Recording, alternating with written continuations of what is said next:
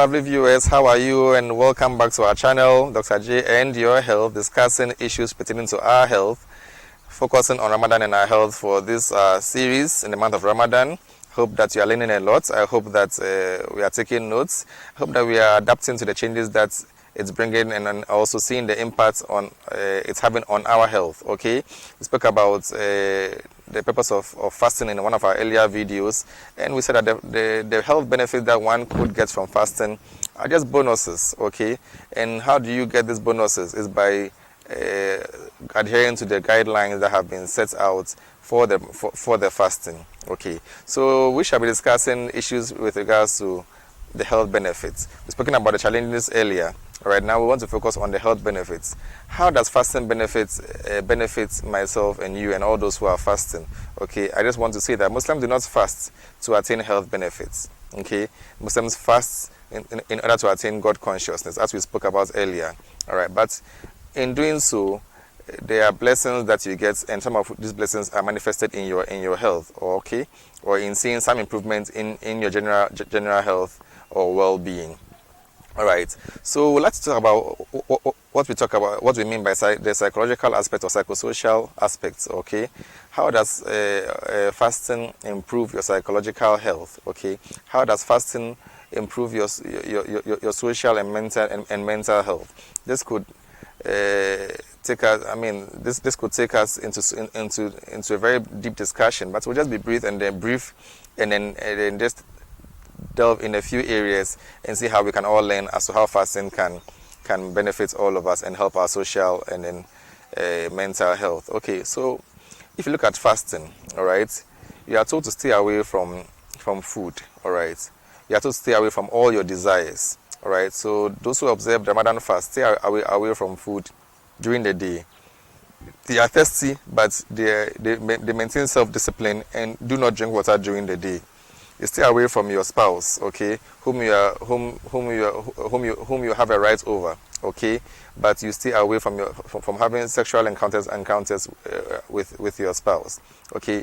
So there are things that are permissible to you, but due to the restriction that the month has put on you, you are able to stay away from these things. Okay, so what does this tell us, or what does this teach us? That Ramadan fast teaches or improves what we call self-determination. Okay, it improves your discipline. Okay, it improves the willpower to do what you set out to do. Okay, so for the entire 30 days you said, okay, I'm not going to go, what do you call it, to have any physical or sexual encounter with my wife during the day. And yes, you are able to do that during the period of Ramadan. You're also telling yourself that I'm not going to take any food when you have cravings for the food, and you are able to control all of these things. All right, so how could this impact on your health? It gives you that psychological belief that anything that the mind sets out to do, it can be done, and it can be achieved.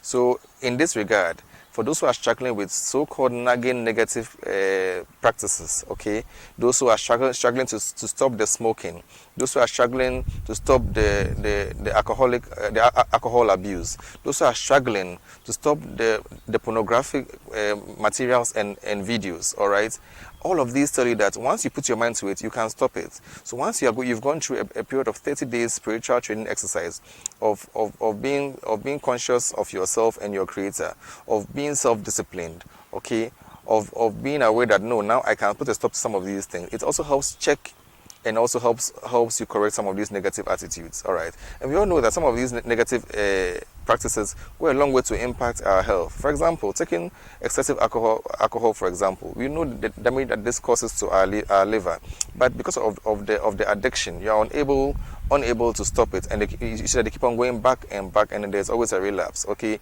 so there's this Ramadan takes you through and says, no, you've been able to stay away from this from all of this period, so now you can say goodbye to it. The caffeine, we all know people who have caffeine addiction. and how it impacts negatively on their lives. Okay, so during Ramadan also, you try to stay away from caffeine. In fact, you gradually wean yourself off it. And when Ramadan comes, you try and stay away from it for a whole period of time, and you see that it goes a long way to also maintain or improve upon your health. Okay, those who are addicted to the sticks, okay, smoking a number of sticks a day, they try so hard to stop it. But during Ramadan also, there is that increased willpower that also guides you to enable you stay away from all of these things. So you see that all of these go a long way to improve your social and mental health. All right. So yet again, I'll summarize these key points for today. Then tomorrow again, we shall try and delve into more of the social and psychological impacts that Ramadan fast has on our health. Okay, so know that yes, it gives you some self-control. All right, you're able to build your willpower. You're able to have your self-control, and all of these things are needed to go a long way to help us. So until we meet again in our next edition of my series, Dr. J and Your Health, as we're now tackling the health benefits of Ramadan, I hope that we will keep our questions coming, and we'll do our possible best to discuss them into detail, and then see how we can all sustain what we are learning and what we are achieving during this month of Ramadan. So until we meet again, make health your priority and stay safe and be good. Bye-bye.